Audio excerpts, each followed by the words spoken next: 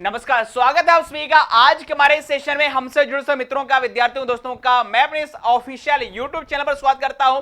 और मध्य प्रदेश अस्पताल सहायक भर्ती परीक्षा 2026 की स्पेशल हिंदी काव्यखंड की यहां पर क्लास में आज हम मेरे दोस्तों सिलेबस पर आधारित जयशंकर प्रसाद जयशंकर प्रसाद जी का पूरा जीवन परिचय और उनके द्वारा जो भी रचनाएं यहां पर लिखी गई हैं, यूट्यूब पर पहली बार बहुत ही जबरदस्त यहां पर ट्रिक से हम आपको नगद केस याद कराने वाले हैं। तो इसलिए आज अंत तक हमारी इस क्लास पूरे डेटा के साथ बने रहेगा।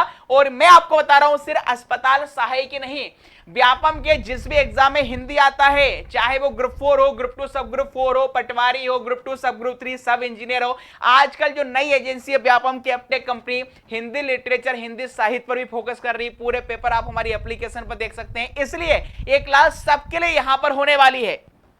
तो आइए आप आज इस जबरदस्त यहां पर क्लास का आगाज करते हैं। और उससे पहले अस्पताल सहायक की स्पेशल टेस्ट सीरीज हमने लॉन्च कर दी है। पूरे एमपी में सबसे नंबर 1 पर हमारी टेस्ट सीरीज इस समय चल रही है। पहला टेस्ट डेमो के तौर पर फ्री है, आप इसे जरूर दीजिएगा, आपको बाकी में लगेगा हमने कितना बेहतरीन यहां पर कंटेंट पर काम किया है। बाइलिंगुअल टेस्ट सीरीज है विद सॉल्यूशन के साथ, माइनस मार्किंग भी यहां पर की गई है। व्यापम के नए एग्जाम एजेंसी पर आधारित ये पूरी टेस्ट सीरीज है। और मध्य प्रदेश की पहली टेस्ट सीरीज व्यापम के हर एक एग्जाम के लिए मास्टर हिंदी टेस्ट सीरीज हमने लॉन्च कर दी है, जिसमें हिंदी साहित्य के साथ साथ हिंदी व्याकरण के 5000 से ज्यादा प्रश्न, पूरी 1 साल की वैधता रहने वाली अभी ऑफर के तहत मात्र आप इसे 199 में ले सकते हैं। व्यापम के देख सकते हैं, ये वो सारे एग्जाम जहां पर भी हिंदी आती है सब कुछ हमने हमारी इस टेस्ट सीरीज में मेरे दोस्तों कवर किया है।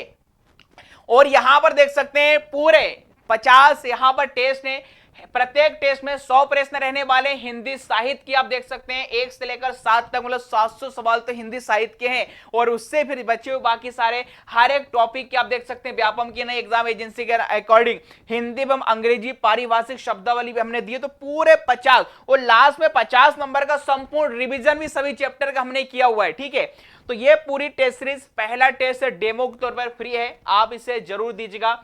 और एक बार सभी अभ्यर्थी वीडियो को लाइक शेयर सब्सक्राइब भी यहां पर जरूर कीजिएगा। चलिए, तो इसके अलावा सीपीसीटी टेस्ट सीपीसीटी का कोर्स भी आप हमारी एप्लीकेशन से ले सकते हैं। ग्रुप 4 का कोर्स भी आपको मिल जाएगा। ग्रुप 4 की टेस्ट सीरीज हो सब कुछ मिलेगा आपको हमारी एप्लीकेशन पर। एप्लीकेशन का नाम है संदीप गौर सर। इसी वीडियो की डिस्क्रिप्शन में हमारे व्हाट्सएप चैनल, टेलीग्राम ग्रुप और एप्लीकेशन की लिंक देख रखिए, जिससे आप हमसे जुड़ सकते हैं। आइए बिना समय गवाए आज की हमारी जानदार शानदार क्लास का हम आगाज यहां पर करते हैं। और देख सकते हैं आज की क्लास यहां पर जयशंकर प्रसाद के जीवनी पर आधारित। इससे पहले मैं आपको सूरदास और तुलसीदास की यहां पर जीवन परिचय, यहां पर उनकी रचनाएं बता चुका हूं। और उसके बाद फिर इनके एमसीक्यू भी हम कराएंगे। बट ये है पूरे यूट्यूब पर सबसे बेहतरीन कंटेंट, आप हमारी क्लास में ग्राफिक्स पिक्चर के माध्यम से काफी डिटेल हम आपको बता रहे हैं, ताकि हर एक सवाल एग्जाम में यदि पूछा जाएगा जयशंकर प्रसाद से संबंधित तो आपसे बनेगा। और इससे पहले वाले एग्जाम में किस प्रकार के सवाल आए हैं वो भी यहां पर सब कुछ हम कवर कर रहे हैं। तो चलिए, तो देख पा रहे हैं यहां पर जयशंकर प्रसाद है, इनके पिताजी का यहां पर आप देख सकते हैं, यहां पर बाबू देवी प्रसाद साहू है, यहां पर सीखे सुंगनी साहू परिवार काशी। ठीक है, और अब हम आपको जयशंकर प्रसाद की जीवनी बता रहे हैं। तो देख सकते हैं यहां पर, देखिए यदि मैं बात करूं हर एक कवि या लेखक के जन्म या निधन की, तो सर क्या ये भी एग्जाम में आता है? तो देखिए, तो जनरली जो लेखक गण होते हैं उनका नहीं आता। जो भक्ति काल से संबंधित जो मूल रूप से संत हुए हैं या कवि हुए हैं, जिसमें सूरदास है, रसकान है, हृदास है, मीराबाई, तुलसी, इनका जन्म आपको और मृत्यु जरूर से याद रखना है। बाकी लेखक का भी छोड़ देंगे तो चलेगा, बट चूंकि अब सिलेबस में तो हमारे 4-5-6 कवि लेखक दिए हैं, तो आपको तो फिर पढ़नी पड़ेगा। तो जन्म की बात करें, देखिएगा इनका जो जन्म हुआ है 30 जनवरी 1889 संबत की बात करें तो 1946, क्योंकि आप सब जानते हैं ईसवी और संबत दोनों में यहां पर 57 वर्ष का डिफरेंस होता है। ठीक है, कोई एक भी याद है तो 57 साल जोड़ घटाकर आप ये निकाल सकते हैं। तो जन्म स्थान कहां पर, यदि आपसे पूछे कि भी जयशंकर प्रसाद का जन्म मध्य प्रदेश के किस जिले में हुआ या किस राज्य में हुआ है, तो याद रखिएगा यूपी में और वाराणसी काशी में इनका जन्म हुआ है। यदि पिता की बात करें तो इनका पिता का नाम था बाबू देवी प्रसाद साहू, जो कि अपनी दानशीलता और साहित्य प्रेम के लिए काफी यहां पर प्रसिद्ध थे। और यदि हम परिवार की बात करें तो इनका परिवार काशी में सुंगनी साहू के नाम से विख्यात था। और यह सवाल मेरे दोस्तों एग्जाम में कई बार पूछा गया है कि निम्न में से किस लेखक या कवि का जो परिवार है या जो कवि है वो सुंगनी साहू के नाम से भी प्रसिद्ध है। तो याद रखिएगा इनका जो पारिवारिक नाम है, क्योंकि इनके परिवार में जिनके पिताजी का जो व्यवसाय था वो इसी से संबंधित था। सुंगनी नस्बर आपने सुना होगा, ठीक है, जो तंबाकू से संबंधित होता है, ये इसी का देखिए यहां पर विशेष प्रकार की सुंगनी तंबाकू का व्यवसाय व्यापार होता था। और ये उनका जो परिवार इसके लिए काफी प्रसिद्ध था, इसलिए इन्हें यहां पर सुंगनी परिवार के नाम से भी जाना जाता है। तो सुंगनी परिवार की जब भी चर्चा हो याद रखिएगा जयशंकर प्रसाद की ही यहां पर बात की जा रही है, ठीक है। चलिए आगे बढ़ते हैं। अब देखेंगे यहां से एग्जाम में यह भी पूछा जाता है कि जयशंकर प्रसाद के प्रमुख उपनाम क्या हैं या फिर उन्हें कौन कौन सी उपाधि दी गई। जैसे इससे पहले मैंने आपको सूरदास तुलसीदास जी के उपनाम या उपाधि किन किन कवि लेखकों ने क्या उन्हें कहा है वो भी मैंने आपको बताया। तो यहां पर आप ध्यान रखेंगे सबसे महत्वपूर्ण यदि आपसे पूछे छायावाद के प्रवर्तक या जनक, तो याद रखिएगा इन्हें हिंदी लिटरेचर हिंदी साहित्य में छायावादी युग का प्रवर्तक माना जाता है। सबसे मोस्ट इंपोर्टेंट सवाल, जितने स्टार लगाना हो लगा लो मेरी जान, ठीक है। याद रखिएगा छायावाद के प्रवर्तक आपसे पूछे तो क्या नाम आएगा, यही नाम आएगा। अब आप कहेंगे सर ये छायावाद क्या होता है। भैया स्कूल टाइम में आपने यहां से शुरुआत की थी, आदिकाल, फिर भक्ति काल, फिर रीति काल, फिर आधुनिक काल, फिर आधुनिक काल में भारतेंदु युग, द्विवेदी युग और आगे भी इस प्रकार से चलते जाता था छायावादी युग। तो छाया का मतलब यहां पर किससे है, प्रतिबिंब से है। तो ये किसका प्रतिबिंब है, तो छाया का मतलब छाया किसकी है, बोले प्रकृति की, पेड़ों की। तो छायावादी कवि ऐसे कवि होते हैं जो प्रकृति को अपनी मां समझते हैं, प्रकृति का सुंदर चित्रण करते हैं, प्रकृति का प्रेम, कल्पना, आत्म अनुभूति। मतलब इनका ऐसा मानना है इनके लिए प्रकृति निर्जीव नहीं है, प्रकृति सजीव है। सजीव कहने का मतलब है प्रकृति में जो कुछ भी है, नदी है, पहाड़ है, बादल, वो किसी न किसी माध्यम से हमें कुछ संदेश दे रहे हैं, उन्होंने संदेश वाहक माना है। तो ऐसे कवि जो प्रकृति से संबंधित सुंदर रचनाएं करते हैं, प्रकृति के सौंदर्य का वर्णन करते हैं, प्रकृति पूजा से संबंधित यहां पर रचनाएं, पूरा उनका ऐसा मानना है, वो प्रकृति से संबंधित जो कवि होते हैं वो तो ये आप याद रखिएगा शॉर्ट में उन्हें छायावाद कवि के नाम से जानते हैं। और छायावाद का जो कार्यकाल है, मतलब छायावादी जो रचनाएं हुई हैं, इसका जो ड्यूरेशन की बात करें तो 1800 यहां पर 18 से लेकर 1918 से लेकर यहां पर 1936 तक का जो समय है ये माना जाता है। और छायावाद के सबसे प्रमुख जो पिलर हैं, मतलब जो फाउंडर हैं या जनक वो यही माने जाते हैं, क्योंकि जयशंकर प्रसाद ने सबसे ज्यादा प्रकृति से संबंधित यहां पर प्रेम, कल्पना, आत्मानुभूति, प्रेम सब कुछ का चित्रण यहां पर अपनी रचनाओं में किया है। इनका दूसरा नाम है कलाधर। ये क्वेश्चन भैया केबीसी कौन बनेगा करोड़पति में पूछा गया था कि निम्नलिखित में से भाई कौन सा कवि है जो मात्र 9 वर्ष की उम्र में कलाधर उपनाम से रचनाएं लिखा करता था। तो याद रखिएगा, चूंकि देखिएगा ये कलाधर के उपनाम से 9 वर्ष की आयु से रचनाएं लिखने लगे थे। उसका कारण यह था कि इनका जो परिवार था, इनके जो पिताजी का चूंकि तंबाकू सूंघने का व्यवसाय था, तो उनके पिताजी भी चाहते थे कि उनका जो बेटा है वो इसी कारोबार को, व्यापार को आगे बढ़ाए, बट इन्हें रचनाएं लिखना इससे काफी प्रेम था, ठीक है। तो ये जानबूझकर छुपकर नाम बदलकर कलाधर उपनाम से रचनाएं लिखा करते थे, इसलिए इनका नाम कलाधर है, कलाधर भी है। तो प्रसाद जी अपनी प्रारंभिक रचनाएं विशेष कर ब्रज भाषा में वो कलाधर उपनाम से लिखते थे, ये पूछा जा चुका है। इन्हें छायावाद का ब्रह्मा भी माना जाता है, क्योंकि छायावाद के जो 4 स्तंभ होते हैं उन्हें ब्रह्मा, विष्णु, महेश और शक्ति की यहां पर रूप बताया गया है। जैसे उसमें से मुख्य रूप से जिस प्रकार से सृष्टि की रचना किसने की है, बोले ब्रह्मा जी ने। और सृष्टि का मतलब है प्रकृति, और प्रकृति की रचनाएं सबसे ज्यादा किसने लिखी, किसने आधार दिया अपनी रचनाओं को प्रकृति में, तो इसका मतलब है जयशंकर प्रसाद चूंकि इसके मुख्य प्रवर्तक माने जाते हैं, इसलिए इन्हें ब्रह्मा की संज्ञा दी गई है। और छायावाद के जो अन्य स्तंभ है, सुमित्रा नंदन पंत को विष्णु की, निराला जी को महेश यहां पर माना जाता है। जिसे बोलते हैं ना ब्रह्मा विष्णु महेश, 3 देव रक्षा करे ब्रह्मा विष्णु महेश, ठीक है। और इसी के प्रकार आधुनिक कविता के सुमेरु भी कहा जाता है। जिस प्रकार एक सुमेरु एक विशाल पर्वत है, तो ठीक इसी प्रकार साहित्य के प्रति उनके विशाल योगदान के कारण उन्हें आधुनिक काव्य जगत का सुमेरु भी कहा जाता है। यह भी एग्जाम में कई बार पूछा जा चुका है। या सुंगनी साहू की मैं बात कर रहा था, यह उनका पारिवारिक उपनाम था। वाराणसी में उनका परिवार विशेष प्रकार की नस्वार मतलब सूंगनी के व्यापार के लिए प्रसिद्ध था। ये देखिए यहां पर तस्वीर भी दिखाई दे रही है। हमने ग्राफिक्स पर पीपीटी पर बहुत ही अच्छा काम किया है, ठीक है। तो जयशंकर प्रसाद वे केवल कवि नहीं थे, अपितु एक युग के निर्माता, चिंतक, दार्शनिक और साहित्य यहां पर सम्राट थे। अब देखिए इनके जो जो भी उपनाम हैं उसको हमने बहुत ही बेहतरीन ढंग से और यहां पर ग्राफिक्स के माध्यम से बताए। अब आपसे यदि पूछे कलाधर किसका पर्यायवाची है, तो कला को धारण करने वाला। चंद्रमा में 16 कलाएं मानी जाती हैं, तो याद रखिएगा चंद्रमा, यहां पर चंद्रमा को कलाधर भी कहा जाता है, कला को धारण करने वाला, ठीक है। छायावाद के जो प्रवर्तक के जनक है, देखिए प्रकृति से संबंधित चीजें दर्शाई गई है। आधुनिक कविता का इन्हें सुमेरु कहा जाता है, तो सुमेरु पर्वत को दिखाया गया है। छायावाद के ब्रह्मा जी को दिखाया गया है। और विष्णु भगवान सुमित्रानंदन पंत को और महेश किसे कहा गया है, बोले सूर्यकांत त्रिपाठी निराला को कहा गया है। इन्हें ब्रह्मा विष्णु महेश इसलिए कहा जा रहा है क्योंकि हिंदी साहित्य में छायावाद या प्रकृति से संबंधित सबसे ज्यादा जो रचनाएं हैं वो इन कवियों के द्वारा यहां पर लेखकों के द्वारा लिखी गई हैं। सुंगनी साहू, इनका परिवार सुंगनी साहू के नाम से फेमस है क्योंकि उनके पिताजी का व्यापार ही सुंगनी अर्थात तंबाकू से संबंधित था, ठीक है।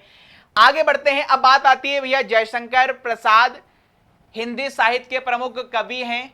कवि कविताएं लिखी, नाटक लिखे, कथाएं लिखी, कहानी कथाकार हैं। वे छायावाद युग के 4 स्तंभों में से एक माने जाते हैं, जिसमें आपको बताया है छायावाद का स्तंभ मतलब जिस प्रकार एक मकान को बनाने के लिए 4 पिलर या स्तंभ की आवश्यकता होती है, ठीक इस प्रकार छायावाद के जो मुख्य पिलर या स्तंभ है या प्रवर्तक है जो जनक माने जाते हैं वो जयशंकर प्रसाद माने जाते हैं। अब यदि हम इनके एजुकेशन या शिक्षा की बात करें तो देखिए प्रसाद की जो प्रारंभिक शिक्षा घर पर ही हुई है। उन्होंने संस्कृत, हिंदी, अंग्रेजी, उर्दू, फारसी का गहन अध्ययन स्वाध्याय से किया। अब आप सोचो आज के समय में तो हमारे पास इतने सारे रिसोर्सेस है पढ़ने के लिए, ऑनलाइन ऑफलाइन हर एक प्रकार की स्कूल कॉलेज विद्यालय सब कुछ, उसके बावजूद भी हम नहीं पढ़ पाते हैं। और इन्होंने बताइएगा उस समय की मैं बात कर रहा हूं, घर पर ही संस्कृत, हिंदी, अंग्रेजी, उर्दू, फारसी जैसी अलग अलग भाषाओं का अध्ययन किया। हमसे यहाँ पर एक आध भाषा बड़ी मुश्किल से पढ़ पा रहा है, हिंदी, इंग्लिश हम स्कूल टाइम में ऐसे पढ़ते तो इंग्लिश की पेपर में पास होना है तो 10 नंबर का बंडर ऑफ साइंस विज्ञान का चमत्कार हो गया। एक यहाँ पर एप्लीकेशन लेटर आएगा और एक आध 2 क्वेश्चन करके आए, बोले हिंदी अंग्रेजी में पास होएंगे। ऐसे हमने भैया अंग्रेजी पास की है। यदि पूरे पेपर में बंडर ऑफ साइंस का निबंध नहीं आया मजा नहीं आता था। एग्जामिनर भी जानबूझकर बंडर ऑफ साइंस विज्ञान के चमत्कार तो अंग्रेजी में देता ही था, मतलब पेपर बने कैसा ही बने, बोले ये तो आएगा ही आएगा, ठीक है। चलिए ठीक है। अब निधन की बात करें तो देखिएगा 15 नवंबर 1937 बहुत ही अल्प आयु में मतलब एट द एज ऑफ 40 48 वर्ष की आयु में क्षय रोग के कारण जयशंकर प्रसाद जी का निधन भी हो गया था, ठीक है। आगे बात करें। अब देखिए जयशंकर प्रसाद की काव्यगत विशेषताएं क्या है, मतलब उनके द्वारा जो रचनाएं लिखी गई उनकी विशेषताएं क्या है, उन्होंने किस प्रकार की बोली का, तो इनकी रचनाओं में मुख्यतः देखिए खड़ी बोली का प्रयोग हुआ है। खड़ी बोली जो यूपी साइड चलती है।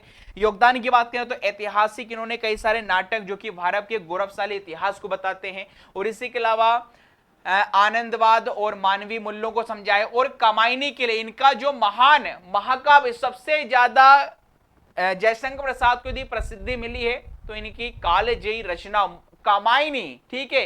काम धन आईनी, दीर्घ स्वर संधि है इसमें। काम का मतलब कामदेव और आईनी का मतलब होता है पुत्री। कामदेव की पुत्री का नाम कमायनी। एक कमायनी एक्सप्रेस भी चलती है हमारे यहाँ पर, ठीक है, ट्रेन। तो कमायनी रचना जो कि अपने आप में एक इनका महाकाव्य है, ठीक है। इसमें 15 सर्ग अध्याय है। इसके लिए इन्हें मंगला प्रसाद पारितोषिक सम्मान भी यहाँ पर दिया गया था। हालांकि काव्यगत विशेषताओं को और मैं बेहतर तरीके से आपको बता देता हूं। यहां पर आप देख सकते हैं कि जो भाषा शैली है, तो यदि आपसे पूछे इनकी जो भाषा शैली रही है, भाषा परिष्कृत है, संस्कृत निष्ठ है। खड़ी बोली इनकी शैली में भावात्मकता और चित्रात्मकता का संगम दिखता है। दर्शन की बात करें, इनकी रचनाओं में आनंदवाद और मानवीय मूल्यों की प्रतिष्ठा की गई है। योगदान क्या है, तो ऐतिहासिक नाटकों के माध्यम से भारत के गौरवशाली इतिहास को जनता के सामने इन्होंने रखा। मतलब इन्होंने कई जो राज परिवार हैं उनके बारे में यहां पर नाटक लिखे हैं। नोट है, कमाईनी के लिए इन्हें मंगला प्रसाद पारितोषिक से सम्मानित यहां पर किया गया था। चलिए आगे बढ़ते हैं नेक्स्ट। अब बात करते हैं यहां पर साहित्य में स्थान इनका क्या है। हिंदी साहित्य, हिंदी लिटरेचर में तो देखिए लिखा है कि छायावाद के 4 स्तंभों में से एक जयशंकर प्रसाद है। अब आप कहेंगे सर बार बार आप कह रहे हैं छायावाद के 4 स्तंभ, वो 4 हैं कौन कौन से, एक बार फिर से मैं आपको बता देता हूं। तो बहुत ही बेहतरीन ढंग से मैं आपको बताऊं, बट उससे पहले थोड़ा ये आप जरा समझ लीजिएगा यहां पर कि साहित्य में स्थान क्या है। तो साहित्य के 4 स्तंभों में से एक जयशंकर प्रसाद का हिंदी साहित्य में स्थान अत्यंत विशिष्ट और गौरवशाली है। उन्होंने न केवल कविता बल्कि देखिए नाटक भी लिखे हैं, कहानी लिखे हैं, उपन्यास लिखे, निबंध जैसी विधाओं को नई ऊंचाइयों पर पहुंचाया है। मतलब सिर्फ एक ही विधा नहीं, हिंदी की जो विभिन्न प्रकार की गद्य की विधाएं आपने देखते हैं, तो गद्य की विधा में कविता है, नाटक है, कहानी है, उपन्यास, निबंध, सब पर इन्होंने अपनी कलम चलाई है। और मुख्य रूप से ये जयशंकर प्रसाद हिंदी साहित्य में युग प्रवर्तक का इनका स्थान है। उन्होंने खड़ी बोली हिंदी को अपने कोमलता और शक्ति दी, जिससे वे गंभीर विषयों की अभिव्यक्ति में सक्षम हो सकी। तो ये साहित्य में स्थान है। अब ये देख सकते हैं वो 4 पिलर कितने बेहतरीन ग्राफिक्स में आपको बता रहा हूं। देख सकते हैं आधुनिक हिंदी साहित्य के जो युगीन प्रणेता हैं, जिन्हें छायावाद के 4 स्तंभ कहते हैं। जिस प्रकार एक मकान में बिल्डिंग 4 पिलर पर खड़ी है, इसी प्रकार छायावाद का जो स्तंभ है वो 4 कवि जिन्होंने सर्वाधिक प्रकृति संबंधी रचनाएं लिखी, अपनी रचनाओं में प्रकृति के प्रेम को दर्शाया है, प्रकृति का सौंदर्य का चित्रण किया है। तो उसमें से देख सकते हैं यहां पर एक जयशंकर प्रसाद ही यहां पर आते हैं, जयशंकर यहां पर प्रसाद है। कमाईनी इनकी महान रचना है, ठीक है। और इसी के अलावा बात करेंगे यहां पर सूर्यकांत त्रिपाठी, यहां पर निराला जी भी है यहां पर, ठीक है। और इसी के अलावा देखिए अनामिका सुमित्रानंदन पंत है। और यहां देखिए ये देखिए महादेवी वर्मा, नीरजा सांदगित यामा, ये महादेवी वर्मा है, ठीक है। और अनामिका परिमल गीतिका, ये उनकी रचनाएं भी यहां पर लिखी हैं। उच्छ्वास है, पल्लव है और गुंजन है, तो ये सुमित्रानंदन पंत हैं की रचनाएं हैं। और ये किसकी रचना है, सूर्यकांत त्रिपाठी निराला की। तो जो 4 पिलर कौन कौन से हैं, अच्छा इन चारों पिलर को याद करने की मैं आपको एक ट्रिक भी बता रहा हूं, प्रसुमन। छायावाद के 4 स्तंभों को देखिए याद करने की हमारी ट्रिक क्या बन जाएगी, प्रसुमन। क्योंकि कई बार एग्जाम में आता है निम्नलिखित में से वे कौन सा कवि है जो छायावाद के अंतर्गत या 4 स्तंभों में शामिल नहीं है। तो प्र से याद रखेंगे मेरी जान प्रसाद, मतलब जयशंकर प्रसाद। सु से क्या याद रखेंगे, सुमित्रानंदन पंत। मा से क्या याद रखेंगे, महादेवी वर्मा। और ना से याद रखेंगे निराला। क्या याद रखेंगे मेरे दोस्तों, यहां पर निराला आपको यहां पर ध्यान धरना है। अब बात करेंगे भैया 4 स्तंभों के बाद यहां पर जयशंकर प्रसाद की कौन कौन सी रचनाएं हैं। तो देखिए रचनाएं आप देख सकते हैं सबका यहां पर ईयर भी मोस्टली हमने मेंशन करके रखा है।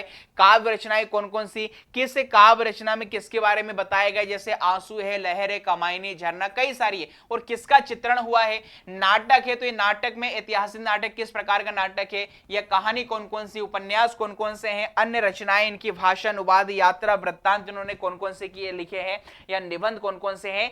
उनकी कई रचनाएं देखिए मरणोपरांत प्रकाशित हुई है, उनके मरने के पश्चात, जिसमें नाटक, उपन्यास, निबंध, यात्रा, वृत्तांत, अन्य लेख यहां पर शामिल है। अब महत्वपूर्ण तो सर इतनी सारी ढेरों रचनाएं 20, 25, 30, 40 ना यानी कितनी, और सारी महत्वपूर्ण इसमें से कई सारी सर याद कैसे रखें। तो इन सभी रचनाओं को मैं आपको शानदार ट्रिक से याद करवाऊंगा। ऐसी ट्रिक जो आप हमेशा याद रखेंगे, जिंदगी के साथ भी, जिंदगी के बाद भी। Homemade trick, 0% side effect, total Ayurvedic. Video को लाइक से सब्सक्राइब जरूर कीजिएगा, हमें मोटिवेशन मिलता है ताकि हम और बेहतरीन से बेहतरीन क्लास आपको ट्रिक ग्राफिक्स के माध्यम से बताते हैं। ये रही वो रचना। इसमें देखिए कि स्टोरी आपको याद रखना है। स्टोरी क्या है वो जरा ध्यान से देखिएगा, ऐसा याद रखिए। देखिए एक बार जयशंकर प्रसाद, एक बार क्या हुआ भैया, जयशंकर प्रसाद, एक बार जयशंकर प्रसाद देखिएगा, छाया, ध्रुव स्वामिनी, चंद्रगुप्त और स्कंदगुप्त, कितने लोग हैं, 4, एक वो खुद स्वयं, ठीक है। स्कंदगुप्त के साथ कहां पर गए, बोले जंगल पर शिकार करने गए, ठीक है। तो उन्होंने वहां अजात शत्रु की पुत्री कामायनी को कंकाल के साथ झरने पर तितली पकड़ते देखा। जैसे देख सकते हैं यहां पर ये जयशंकर प्रसाद हैं, किस किस के साथ में जंगल में जा रहे हैं, तो बोले छाया है, ध्रुव स्वामिनी है, चंद्रगुप्त है, स्कंदगुप्त है, इनके साथ जंगल में शिकार करने जाते हैं। फिर वहां पर क्या देखते हैं, तो वहां पर इन्होंने क्या देखा, अजात शत्रु की पुत्री ये कमायनी है, कमायनी को हाथ में देखिए तितली पकड़ते हुए कंकाल के साथ देखा, साथ में कंकाल भी है देखा, और उनके मन के आकाशदीप में देखिए प्रेम की एक लहर उठी और वो उसके इंद्रजाल में मेरे दोस्तों यहां पर फंस गए और उन्होंने राजश्री फूकते हुए कहा। अब ये राजश्री वो राजश्री नहीं है, बोलो जुबा केसरी, राजश्री किनका नाटक है, ठीक है। तो हमने ट्रिक बना ली, राजश्री थूकते हुए कहा बस एक घूंट की कामना है, लेकिन जन्मेजय का नाग यज्ञ के कारण उनका प्यार इरावती जैसा अधूरा रह गया। अब अधूरा मैं इसलिए बोल रहा हूं क्योंकि पूछा जाता है जयशंकर प्रसाद का एकमात्र अधूरा उपन्यास कौन सा है। जैसे मुंशी प्रेमचंद का अधूरा उपन्यास कौन सा है, कमेंट बॉक्स में बताइएगा कौन सा अधूरा उपन्यास था, मंगलसूत्र। इस प्रकार इनका अधूरा उपन्यास इरावती रहेगा, ध्यान रखिएगा, अधूरा रह गया और मानो आंसुओं की आंधी आ गई। अब ये पूरी जो कहानी आपके जहन दिमाग में आ चुकी है, क्यों, देखिएगा आप इसको पिक्चर के माध्यम से पूरा समझें। क्या मैंने कहानी क्या बताई थी, बोले एक बार जयशंकर प्रसाद, बोले कहां गए, बोले जंगल में गए, व्यू आपको दिखाई दे रहा है, कौन कौन के सामने गए, तो बोले छाया थी, ध्रुव स्वामिनी थी, चंद्रगुप्त था, स्कंदगुप्त था। बोले वहां पर क्या देखा, तो बोले वहां पर अजात शत्रु की पुत्री कामायनी थी, बढ़िया नहा रही थी, जो भी कर रही थी, तितली पकड़ रही थी, क्या तितली पकड़ रही थी, कंकाल गया भाई कतई जहर, ठीक है वो, और यहां पर झरना वगैरह भी बह रहा है, तो उसको देखकर उनके मन के आकाशदीप में प्रेम की एक लहर उठ जाती है और वो उसके इंद्रजाल में फंस जाते हैं। और फिर उन्होंने रास्ते थूकते हुए कहा बस एक घूंट की कामना। देखिए हमारी ट्रिक का उद्देश्य किसी भी जाति धर्म संप्रदाय को ठेस पहुंचाना नहीं है। स्कूल से लेकर कॉलेज, कॉलेज से लेकर कॉम्पिटिटिव एग्जाम, हर एक एग्जाम में मेरे दोस्तों ये ट्रिक आपको काम में आएगी, बिल्कुल पिक्चर के माध्यम से शानदार तरीके से मैं आपको बता रहा हूं, ठीक है। और बोले रास्ते थूकते हुए कहा बस एक घूंट की कामना है, और इस प्रकार से मतलब जो स्टोरी है वो आपके दिमाग में आ चुकी है। अब देखिए पूरी रचनाएं जब एग्जाम में आएगी तो ऑटोमेटिक ही आपसे बन जाएगी, ठीक है। अब कैसे बन जाएगी, तो ये देखो यहां पर जयशंकर प्रसाद का नाम आया था, मतलब यहां पर जयशंकर प्रसाद तो रचनाकार हो गए, किसके साथ गए थे, बोले छाया, ध्रुव स्वामिनी, चंद्रगुप्त, स्कंदगुप्त। तो ये सारे इनके क्या कहलाएंगे, नाटक। ये सारे इनके मेरे दोस्तों क्या कहलाएंगे, नाटक कहलाएंगे, ठीक है। आकाशदीप इनका है, तितली पकड़ते हुए देखा तो तितली यहां से बन जाएगा। अजात शत्रु इनका नाटक है, कामायनी महाकाव्य, झरना इनकी कविता है, कंकाल यहां पर है, जन्मेजय है, नाग है, इरावती से अधूरा रह गया, ठीक है। और आंसुओं की जो आंधी है, इंद्रजाल है। ये आप देख सकते हैं एक नजर में सब कवर, सब जो रचनाएं कौन कौन सी क्या क्या है। एक घूंट हालांकि एकांकी के अंतर्गत रखी जाती है, नाटक एकांकी में आपने अंतर देखा होगा, नाटक में एक से अधिक अंक होते हैं जबकि एकांकी में केवल एक ही रचना होता है, जीवन के एक ही भाग को दिखाया जाता है। तो बहुत ही शानदार ग्राफिक्स से पूरी यहां पर पिक्चर के माध्यम से आपको इसलिए बता रहे हैं ताकि आपको चीजें याद रहेंगी। अदरवाइज इतने सारे लेखक कवियों की रचना देखने के व्यक्ति कंफ्यूज हो जाता है, बट आप नहीं होंगे कंफ्यूज, चाहे वल्फ हो जाए फ्यूज, हम आपके कौन के फ्यूज को दूर कर रहे हैं, कंफ्यूजन को दूर कर रहे हैं, ठीक है। तो ये पूरी स्टोरी आप ध्यान रखेंगे। हालांकि अब मैं आपको यह भी बता रहा हूं कि यदि जयशंकर प्रसाद की साहित्य के विविध रंग की यदि हम बात करें यहां पर, तो आप देखेंगे इनके उपन्यास कौन कौन से थे। देखिए इनके जो उपन्यास, उठो कांति आई, क्या भैया, उठो कांति आई, तो उपन्यास कौन कौन से बनेंगे, तो कांति से देखिएगा, ऊ से तो क्या बन जाएगा उपन्यास, कांति में देखिए का से कंकाल, ती से क्या आएगा, तितली, और यहां पर आई से, ठीक है, आई से यहां पर इरावती याद रखेंगे, क्या रखेंगे, इरावती, इरावती यहां पर याद रखेंगे, ठीक है। यहां पर जैसे हमने बोला था ना, यहां पर देखिएगा इरावती जैसा उनका प्यार प्रेम क्या अधूरा रह गया। तो ये तीन इनके उपन्यास, ये तीनों इनके क्या है, याद रखिएगा, उपन्यास हैं, ठीक है। और इनका अधूरा उपन्यास यदि आपसे पूछे तो कौन सा था, इरावती जैसा प्यार अधूरा रह गया भाई, ठीक है। कहानी कौन कौन सी है, तो कहानी को याद करने की ट्रिक देखिएगा, इंद्र की छाया, आकाश पर पड़ते ही आंधी आ गई, क्या इंद्र की छाया, आकाश पर पड़ते ही आंधी आ गई। तो इंद्र से इंद्रजाल है, छाया देखिए छाया एक कहानियों का पूरा संग्रह है जिसके अंदर कई सारी कहानियां। आकाश से आकाशदीप और आंधी से यहां पर आंधी, देख सकते हैं पूरा पिक्चर भी हमने वैसे बनाया है। अच्छा, नाटक कौन कौन से थे?